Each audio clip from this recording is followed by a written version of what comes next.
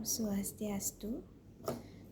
Di sini saya Nina Ngaswili Anggriani, NIM saya 250731100002.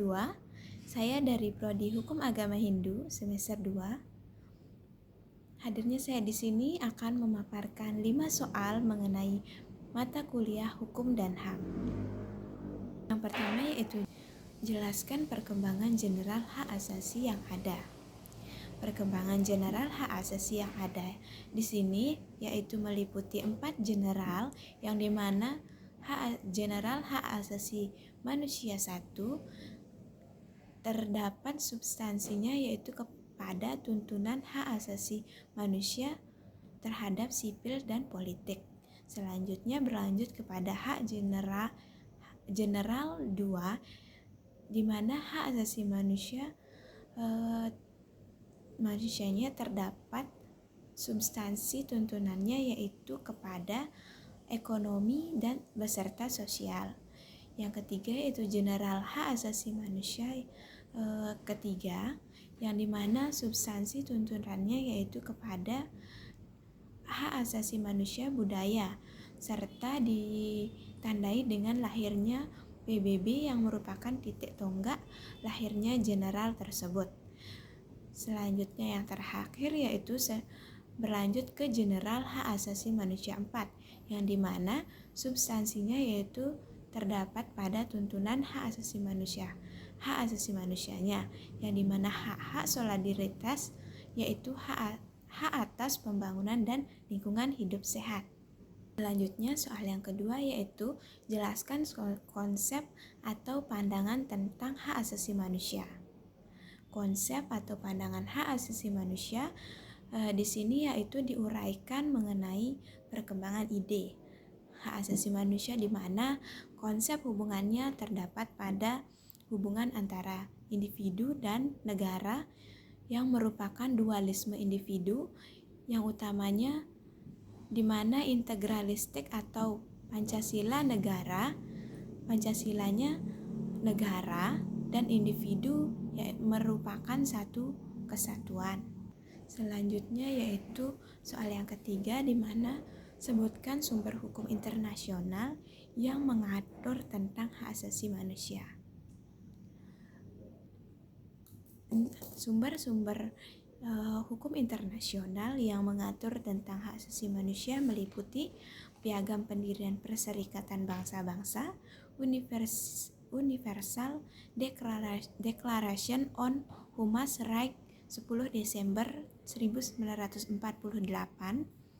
Selanjutnya Konferan Hak Ekonomi, Sosial dan Budaya 3 Januari 1976, Konfer Hak Sipil dan Politik 23 Maret 1976 beserta peraturan pelaksanaannya atau optimal protokol sesuai pasal 41 dan tahun 1990.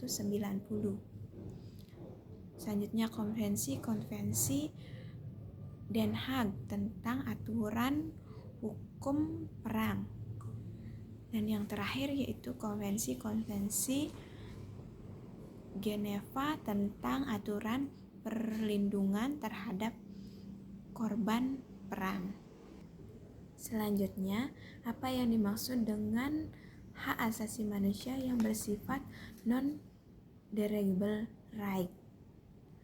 Di sini, hak asasi manusia yang terkandung dalam non-derogable right yaitu meliputi hak yang tidak dapat dihilangkan, yaitu hak untuk hidup, hak untuk tidak disiksa, hak kemerdekaan pikiran dan hati nurani, hak untuk beragama, hak untuk tidak diperbudak, hak untuk diakui sebagai pribadi yang dihadapkan kepada hukum, dan hak untuk tidak dituntut atas dasar hukum yang berlaku. Dan yang terakhir yaitu soal kelima, mengapa mata kuliah hukum dan hak asasi manusia penting dipelajari di Fakultas Hukum?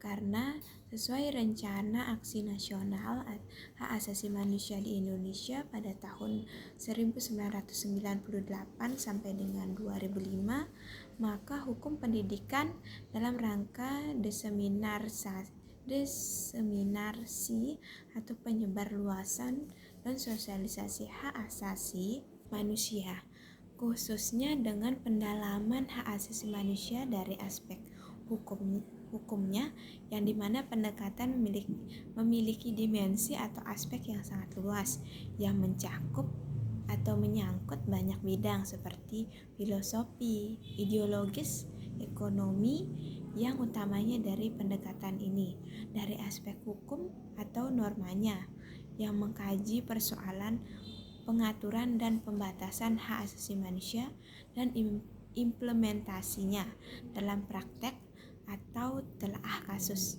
serta mencakup ruang lingkup yang membahas tentang pendahuluan sejarah lahirnya ide hak asasi manusia, aspek hukum internasional, hak asasi manusia, pengaturan hak asasi manusia di Indonesia, serta penegakan hak asasi manusia di Indonesia. Demikian 5 soal yang dapat saya paparkan. Saya tutup dengan Parama Santi. Om Santi Santi Santi Om.